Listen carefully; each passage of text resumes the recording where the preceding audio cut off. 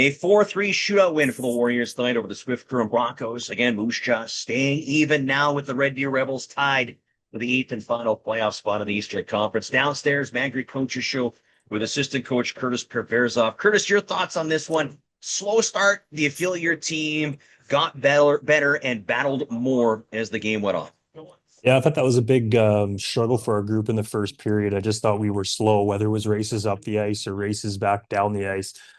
Just thought we were a little bit just lackadaisical. Started to turn that around in the second and the third period, and Swift had their pushes, and credit to them. I thought they were obviously working hard, especially in our zone, and making it tough for us to get pucks back. But I just thought we did a great job sticking with it. You felt the battle got better as the game went on. Do you feel your execution got better as the game went on in the first period? Maybe that helped the Broncos. There was a couple of plays. I think the Bronco first goal, Bronco's second goal came on Warrior turnovers on exit attempts. Yeah, message has always been puck management, especially through the neutral zone and driving pucks down below the dots. And we just going the other way. I just thought with our inability to execute, like you talked about there through the neutral zone, saw a few pictures. But as the game went on, I think a big thing for us was just simplifying. Didn't need to go east-west or rink wide with it. Just continue to come to the puck and chip and charge and start forward checks. So I thought there was definitely some areas where it cleaned up, and obviously still a lot of areas we can improve on here down the final stretch. You have said that on several post-game shows over the last couple of games, Curtis. Does simplifying the game help the Warriors to play a clean game? Yeah, I think it minimizes some of the risk. I think we just with our group, like I've talked about, all season, and it doesn't have to be what we talk about, call it sexy hockey. You don't need to make all these fancy plays to execute. You could just simplify with quickly chipping pucks, skating onto pucks, moving them north, and then doing our work down below the dots. And I know I've talked about that a lot this year. It just seems to be where we find most of our success, and we may as well stick with what's working for us. I want to ask about a couple of guys. First up, how about Casey Brown? A goal and 2 points.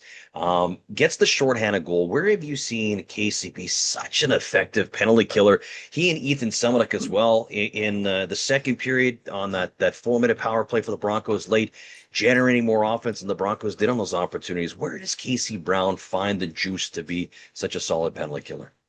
Yeah, well, I think A for Casey, I think the last few weeks have been really good for him.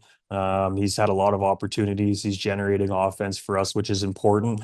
To your point on the kill there, a lot of it's speed. Obviously, that's his biggest asset, and his tools is his speed and his ability to use his skates to get north in a hurry. And when he's at his best, he's not trying to overcomplicate things with the puck. It's just about putting it in around guys or putting it to an area where he can just skate by guys. And I think with him and his power penalty kill goals, a lot of that is what it is. It's just simply being able to make one quick read and take off north when he gets an opportunity to. So I'd say for him, it's his ability to use his speed. Obviously, when there's a breakdown, he can use that to his advantage.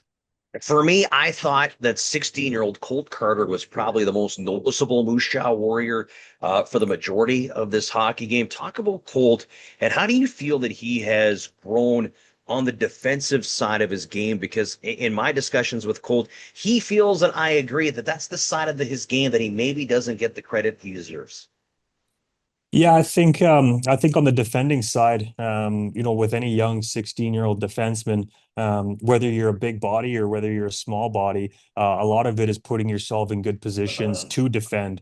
You don't have to be super heavy or super strong to knock guys over, but using your body to put yourself in a position to take away ice earlier definitely helps. And then it's just doing it consistently. I think for a guy like Colt, obviously long season and understanding what the Western Hockey League demands are. But he's just really to come into his own.